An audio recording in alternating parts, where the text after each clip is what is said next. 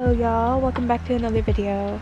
So I have a video for every one of my OCs, and I just realized, since I'm obsessed with this OC currently, that I have not made a video on her yet. This is my OC Bun Bun. Her real name is Jade Wilson, but her cover name is Bun Bun. So I'm going to talk a little bit about her in this video. Her story is called Killer Assassin's Intent.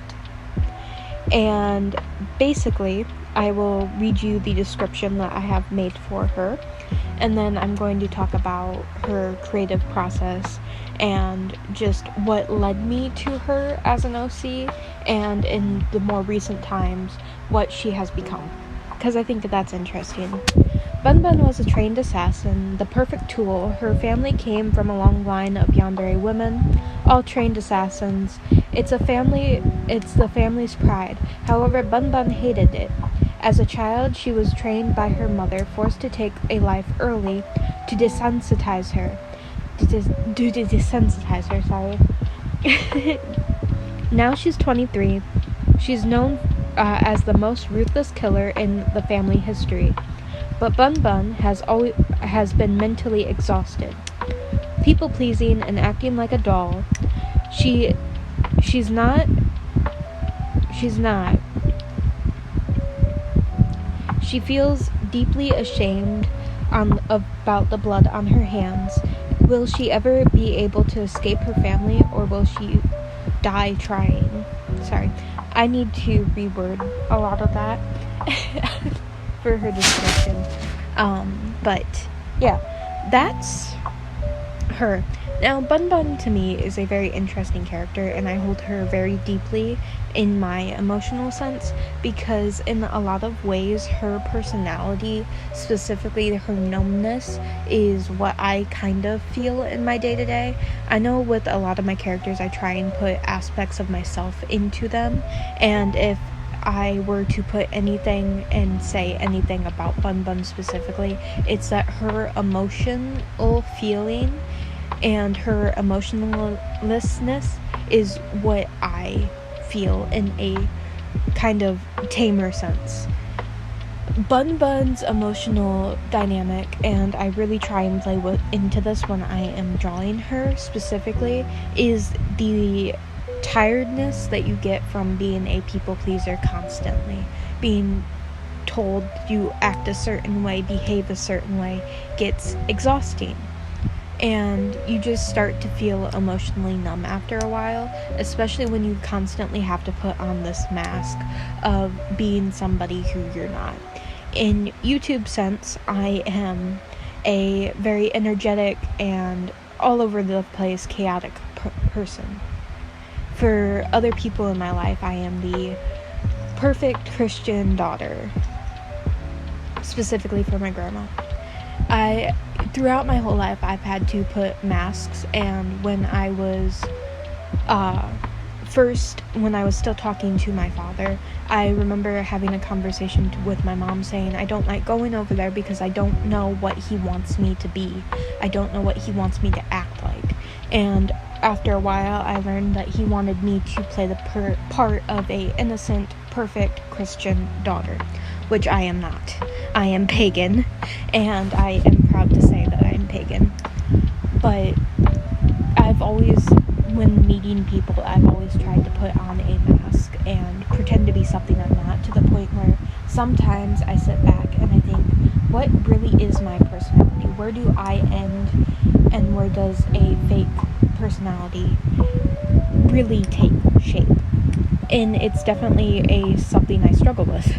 And with Bun Bun, she is forced to play a lot of parts as an assassin. She is skilled in many different things to a certain extent. She is skilled just enough to pass and read as very intelligent and very good at this skill, when she is just putting up this facade of knowing what she is doing when she really has no fucking clue.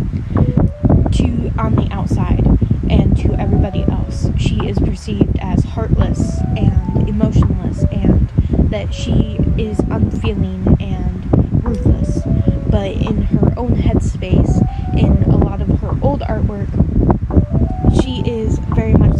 that she is emotional and she is tired and desperate and just wants to escape. And I feel that I want to try and play in a lot of that with Bun Bun. Now, with her, I feel like if I were a bigger creator and if I was more well known, I feel like a lot of people would latch on to Bun Bun, specifically if I ever start fucking writing her story, which I have a little bit, but I've kind of taken parts out. But I feel like Bun Bun's a very emotional character and one that I hold very dear, that I don't really talk about and I've just now started to become obsessed with. For me, Bun Bun is a lot of things, and for others, she can be a lot more. I feel like I write Bun Bun very loosely to where she can go and you can look at this character and say, I relate to her in a sense, or I have something about her just is relatable. I feel like she is a character that's very good to relate to, despite her unjust actions and the fact that she is a literal trained assassin. I feel like with her abuse in her past, in her backstory, specifically the abuse and trauma she goes through with her mother and her maternal side, I feel like that's something that people can relate to, having to feel like they have to please their mother and love their mother even if they don't necessarily agree with their actions. Bun Bun is a character that has to go through that. In a lot of her life is meant to please her mom and act how her mom wants her to act. You can also relate to her if you have an absent father like I do, because in Bun Bun's sense, she is taken away from her father. Her father thinks she is dead. Her father's not a good person either, I want that to be clear, but her father thinks that she was stillborn at birth because it's a part of the woman's line. Now, if she was born a boy, she would not have been taken away like she was, and she would have been able to grow up in a relatively normal home. Although it would have only seemed that way, it would have been another mask that she'd have to play. And I think that's interesting to think into. You can do a lot with this character, so I'm excited to see if anybody chooses to draw her in my art fight page this July. July is also my birth month, so it's nice having an event that ends on my birthday, because it does end on my exact birthday, which is crazy to me, because my birthday is July 31st, so art fight legitimately ends that day, which is crazy.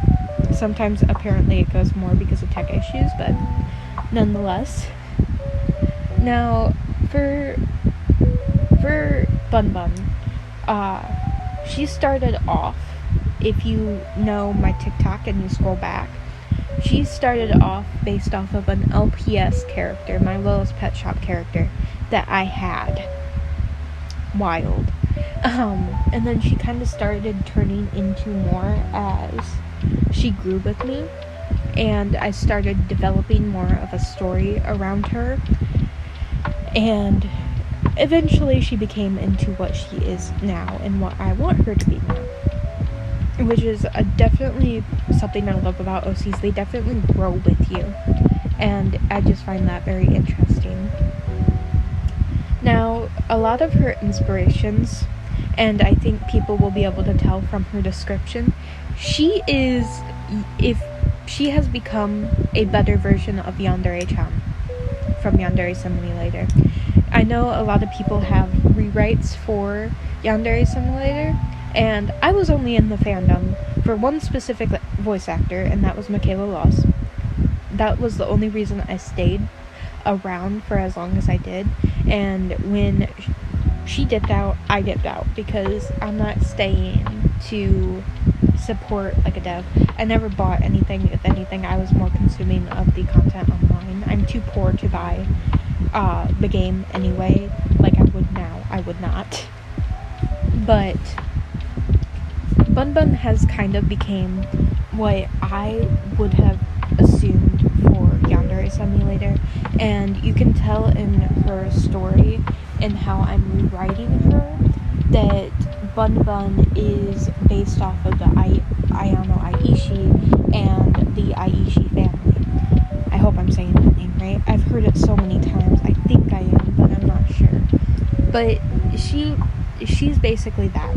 But like I said, Bun Bun is 23. She is a fucking adult. And she deals with more emotional trauma and emotional scars. The reason why I take away her mouth so much in my art is that she has a lack of control and a lack of being able to speak her mind. She often can't speak her mind. She never got a childhood, in another sense. And in this piece that you can see me drawing in the background now, you can see my little character as a little plushie, and I like drawing Bun Bun with little plushies. I've drawn her before. If you look at my YouTube shorts page, I've drawn her with a plushie of herself on top of her head, because of a reference I saw. This was also from a reference, but I like drawing her with little plushies, and I felt like for this one, I wanted to draw her with like what I would think of myself in her world. And I'm like, in my character's world, what would I show up as? Because I know a lot of people like putting themselves in their characters' worlds, and I think that's very interesting. I really like that. So I figured that to make it canon in all of my characters' worlds, all of my OCs have a little stupid looking plushie of my little self that I portray myself as this little stupid little guy. And I adore it. I adore the idea because I love stuffed animals. I have a lot. Specifically, I have one since I was in 1st grade, I believe, of Bear Bear. It's a polar bear that I got from a hospital when I had pneumonia. And I've held onto it ever since, and I don't sleep without it, and I'm 19 years old. I have a lot of stuffed animals I sleep with. They're a big comfort, especially when you're struggling with a lot of things. So that's why I like stuffed animals, and I like portraying Bun Bun with stuffed animals because I feel like they're a comfort for her as well. I feel like she definitely has a lot of stuffed animals in her room, on her bed specifically, especially when she's having a bad day. That's the place that she goes to. And that's another thing that's like me in a sense in Bun Bun's character. Her comfort space is her bed. Her comfort space is on her bed, snuggled up with all of her stuffed animals in a place where she doesn't have to pretend to be a certain way. But also, at the same time, Bun Bun feels stuck in this role because she's gotten so used to it and gotten so desensitized to it where she is starting to genuinely feel that numbness on the inside as well as the outside, where she feels like at some point she's going to lose herself completely. Now, there's an old piece I did, which I will probably flash up on the screen if I don't forget. If not, you can go to my TikTok and scroll down a little bit. I did the without and with trauma meme, trauma art thing a while ago for Bun Bun because I felt like it would be interesting, and I am scrolling through to find it as we speak. But I felt that would be her looking into another universe where the things that happened to her didn't happen. She didn't have the same trauma. She didn't have a bad mom or a bad family life. She just got to exist and grow as a loved and wanted child instead of as a tool to be used. And I felt like that was a very interesting concept.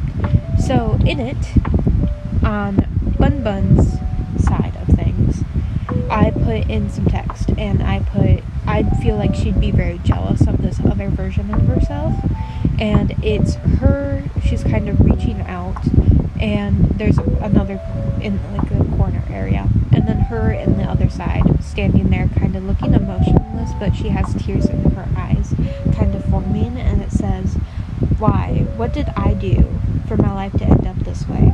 Why does she get that? And I feel like that's very telling. And then the other version of it is a full body drawing of her other version, which without trauma, her name would be Jane Wilson because that is her birth given name. She wouldn't go by Bun Bun. And she's just smiling, happy, and carefree, completely innocent and completely devoid of everything that Bun Bun goes through.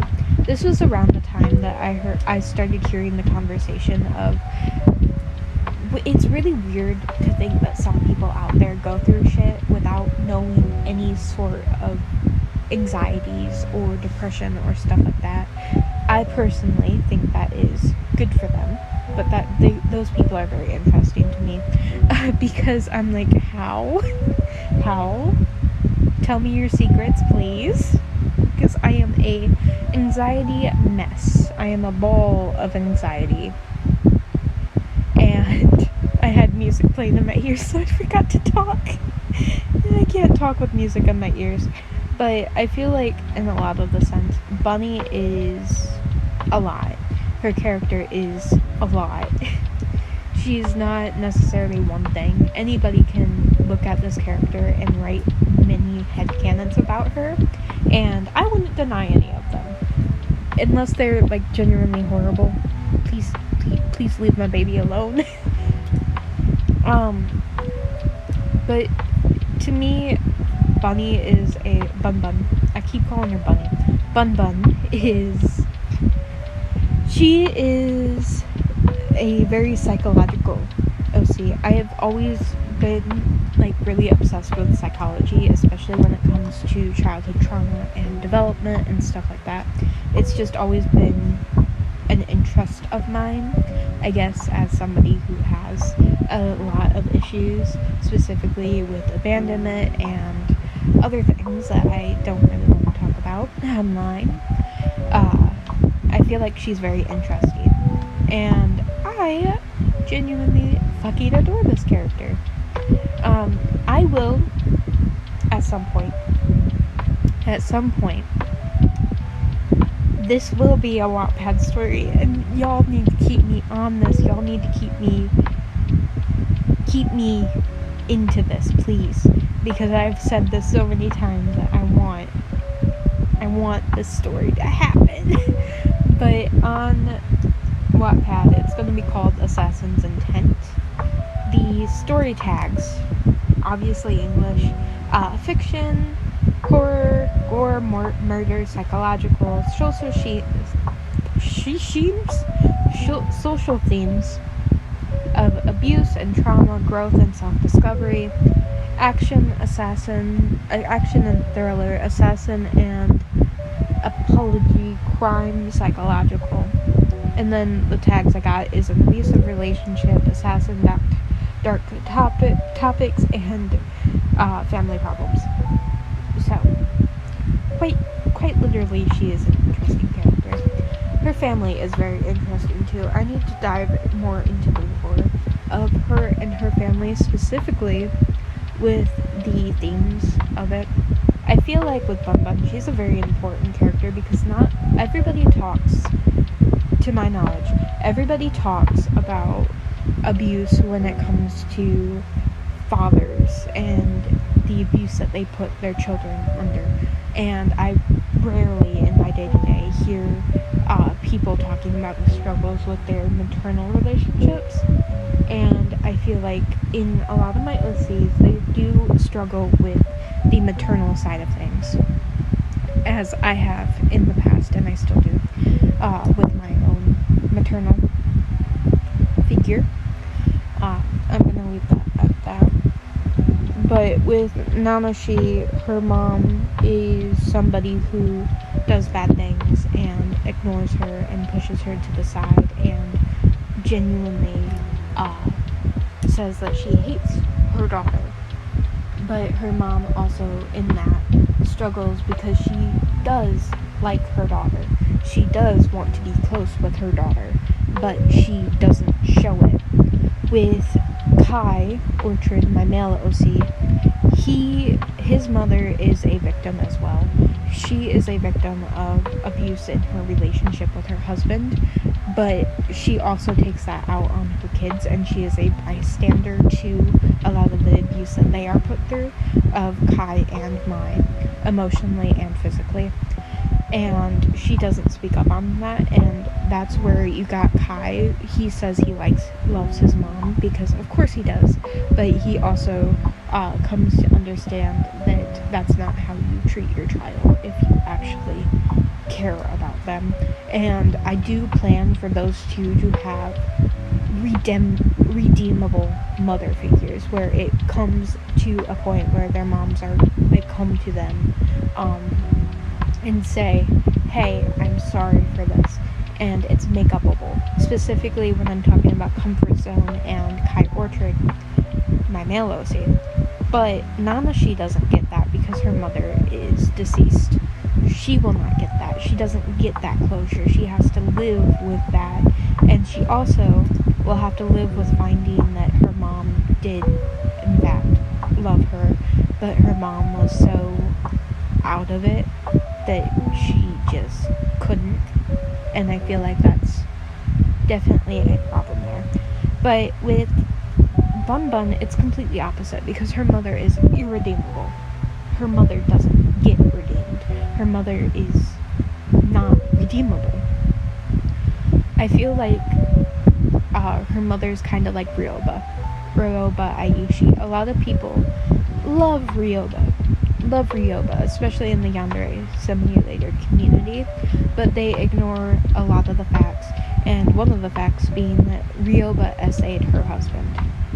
But people look over that because Ryoba is hot and attractive, and she is mother and mommy, but people ignore the fact that she SA'd her husband, and that's how Ayano is conceived in the game. It is heavily implied that Ryoba SA'd her husband. That's not even talking about the Stockholm Syndrome that he goes through. That's not talking about any of his side of things, because in the actual fucking story, if anybody's paying attention, fucking Yandere Dev has made it known that Ryoba's husband is a victim, but he does not get treated like a fucking victim because he is male, and I don't like that. So in this story, in Assassin's Intent, I plan to rectify that. That is my plan. My plan is to rectify that. Yes, the mother will be attractive. Yes, she will be conventionally attractive. Will she be redeemed in the story? Hell no. Hell no. No. Just because somebody is attractive does not give them a pass. And I want that to be known. You got people out there that got away with shit for a long while because their victims were in the right demographic. If you think of Jeffrey Dahmer, most of his victims, if I am correct on this, I hope I am. I think I am. Not that I hope I am. I think I am. All his victims were young boys, and they were gay. And openly so. Most of them openly so. Being that. So, back then, in those times, nobody would come looking for young gay boys because they were seen as disgusting and all of this, and it's gross and disgusting, and I want my story to bring awareness that, no, that's not happening. That's not happening. I'm not letting that happen for this story. Yes, her mom is conventionally attractive, but there is a reason for that. She's conventionally attractive because she has to be. Because if she's not, there would have been no way that she would have been able to get away with the shit she does in the story for that long. She would have been caught immediately, especially if she was not conventionally attractive. People wouldn't have given her the thought of day of, oh, she couldn't do that. Her mother very much so plays on the fact that she is an attractive woman. Her mother plays on the fact that she is well liked and well loved in her community. Her mother plays on the I'm just a naive housewife when her mother is caught and called out. Very much so like Ryoba does in Yandere Simulator, where you see in the trial that she goes under, that she is seen as this innocent little girl and the writer was the pervert, when that wasn't the case. Ryoba plays on that. Ryoba plays on her attractiveness because she's attractive and she knows she's attractive. And a lot of the community in Yandere Simulator are automatically so forgiving of Ryoba because she is attractive. And I hear nobody talking about that. Nobody. I have heard not a single soul on this damn community say that Ryoba is a fucking... Ryoba is just not a good person. Nor is Yandere-chan. She is not. We're not gonna get that wrong. And I'm not saying that my character, Bun Bun here, will be a completely redeemable character. Although it is understandable for what she goes through and how long she plays this part, there are still things that she is at fault for. There are still things that she has made mistakes. She is human. And I want her to be seen as such. I want her to be seen as a human who makes mistakes and tries her best to learn from them. I feel like, in a way, Bun Bun's suffering that she goes through is a form of karma for her character. It's a form of karma, and it's a form of her learning, specifically learning... I lost my train of thought. It's her learning that sometimes you gotta speak up, and it's not even a question. It shouldn't be a question, and yes, it is hard, and yes, it is difficult to do so, but I feel like she learns that she has been far too compliant in a lot of things, and in a lot of... yeah. I can't finish my thought because I can't think. There is something specific I want to say, but I can't for some reason. It's just not coming to my mind. I genuinely love this character, and I hope you guys will love this character and want me to keep talking about her. These videos about me ranting my OCs are totally not me ranting because I want people to be obsessed with my characters as much as I am. Cough, cough, nudge, nudge. I feel like a lot of people ask the question, how can I make an OC that I get attached to? If you think of, if you know the YouTuber I'm talking about, I think it's Kelsey Draws. I want to say it's Kelsey Draws. The artist that has the characters Dick and Rodney. I think that's their names. The reason that I was thinking of Kelsey Animated, and that's a whole different... That's somebody that she collabed with. I think. Guys, y'all need to force me to write scripts. Anyway, Dick and Rodney are such memorable characters because it's clear that the artist puts a lot of love and care into these characters. It's clear that there are elements to these characters, there is depth and likability to them. And a lot of characters that I do, I put bits and pieces of myself into said characters, and that's what gets me attached to them. That's how I get attached to my OCs. So, for making OCs, there could be 100 different ways to get very attached to this point where you only want to draw them, and you only want to interact with their stories. You only want to make their stories.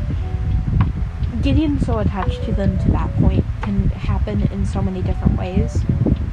For me, when I was younger, it was just more so I liked how they looked. I liked their design, so therefore, I liked them. That's how Ghost became. That's how my OC Ghost got me so attached originally. Now more so, it's how much I put of myself into that character and how much I work on that character's story and the depth behind them. I feel like with me personally, I'm far away from the mic, I know, but me personally, the amount of... Ooh, I was dissociating really bad there, so I just came back in and I'm like, whoa, panic. Not fun. But the amount of depth and writing and lore I give my characters, the amount of depth just I give them is every time I build more and more, and I have these little ideas for like, oh, personality kinks, personality flaws, background, depth, redeemability, stuff like that, just the adding of just these tiny little details, that's the shit that gets me attached to my OCs. And, oh my goodness. And if you need help like with an OC and you want to attach yourself to that OC, I do recommend getting an Unveil account specifically for the question of the day. You answer a random question each day, and it builds these little things up about your OCs. And today's question just happens to be, what's the weirdest food your OC likes? I don't know how to answer that for Bun Bun, but I'll think about it. It gives you stuff like that that's little, the little details is what can really attach you to some OCs. I'm telling you about it. But if that doesn't work for you, I highly suggest taking things you deal with in your everyday life, traumas, emotional scars, stuff like that, and putting them in your OCs can make you trauma bonded to them. I'm not even kidding. I feel trauma bonded to a couple of my OCs. Ooh, Bun Bun has 4 comments. 4 comments on Bun Bun. I love Unveil. This is so cool. Oh my god, so pretty. I love the hair and the eyes too. They look so sad, but good job. This is so underrated. I love when people comment. It's my favorite. God damn. None of my other OCs have comments under them, which makes me sad. Y'all, should I put Mother Dearest on my art fight this year? Because Mother Dearest is a monster character that I think people could have fun with. But also, maybe not. If you don't know what I'm talking about, I have a series that I wanted to write called Death's Maze. And here's a brief description. Mother's Dearest is a monster OC from a book I'm writing called Death's Maze. A maze kind of like a mix of Maze Runners and the Death and the Angels of Death anime. On Mother's Dearest level, they are all about comfort. They will use it to make you stay and lure you into a false sense of security and comfort you. They can use the voice of loved ones and read your heart so they know everything about you. In my book, it's still a work in progress. It's run by another OC of mine. I do not talk about them. But that OC was testing on humans and making them monsters and putting them in this maze and giving them full control. Did I answer any trivia about them? They are over 10 feet tall, by the way. Spice tolerance. Doesn't know what spice is at all. What's your OC favorite world to be in? Their mind. I feel like that's very real with dissociation. Sometimes it fucking sucks. How does your OC feel about the haunted hay rides? Not scary enough. What would your OC do if they turned into a worm? I feel like I answered this as I don't know, honestly. I feel like Mother Dearest would be like, what the fuck? But also kind of relieved. Is your OC good at fishing? Nope. How well would your OC draw themselves? They'd probably ask what it is and then draw a bunch of those creepy child drawings with the black figures and monsters, but stupidly detailed, depending on the person who shows them how to draw skill level. Honestly, I still agree with that for Mother Dearest. That's funny. That's funny. I feel like fucking Bun Bun is like genuinely at my skill level. Bun Bun draws like I draw. And I feel like that's just because a lot of the times, even though I'm technically still a beginner because I struggle with anatomy and certain things, I feel like Bun Bun draws at my level because I feel like at my skill level I have a personal feeling that, how do I explain it? I feel like I am a fraud. I think that's the best way to put it. I have severe imposter syndrome when it comes to my own art, and I'm not even famous. It's just a thing that has happened to me, and I don't like it. But I feel like with her, she learns things just enough to be able to pretend and be perceived to be good at it when she's not even that good at it. I feel like my art's good. I like my art, but I want to continue to improve. But I have a lot of problems, especially with that fuck ass imposter syndrome. Hate it.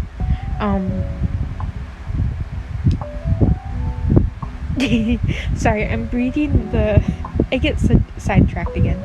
I'm reading the last one that I posted for Mother Dearest, and it's asked, what's your OC's favorite story and why? I don't remember putting this, and I put, they don't read, but if they did, it'd probably be something like How to Get Away with Manslaughter, or something like that. Honestly, valid. I genuinely need to draw this character more. If you don't know what Mother Dearest looks like, and because I'm too lazy to put anything on screen, and I will just probably put this video up as is, without any editing, just to see. But Mother Dearest is a owl-themed character, monster, 10 feet tall, with a comforting plus-size female body, long necks, because in a way, they are to mimic owls. And when I think about owls, for some reason, I always think of long necks. They have 2 heads, and 6 eyes. Their mouth is kind of like an owl's beak, and they have horns on the top of their head. They're bald, but they have horns on the top of their head with eyes in the horns at the base, and then they have their main set of eyes, which is more reminiscent of an owl's eyes, and then they have a set of eyes lower than that. I love them. I wonder if I should put them on art fight. Y'all let me know. If you guys would like to see them art fight, let me know. My art fight is just Gore Lover, by the way. Y'all can look me up on there if you want to. And I also have my Unveil account linked from my art fight, so if you want to go check that out. It's on my art fight, which is just Gore Lover, and my Unveil is just Gore Lover 08. Everything I have is just Gore Lover 08. Search that, you'll probably find me. But anyway, I think that's all about Bun Bun that I'm going to rant about. So, I hope you guys enjoyed this video. Good damn bye. Please like and subscribe. I'm going to start begging. Bye bye.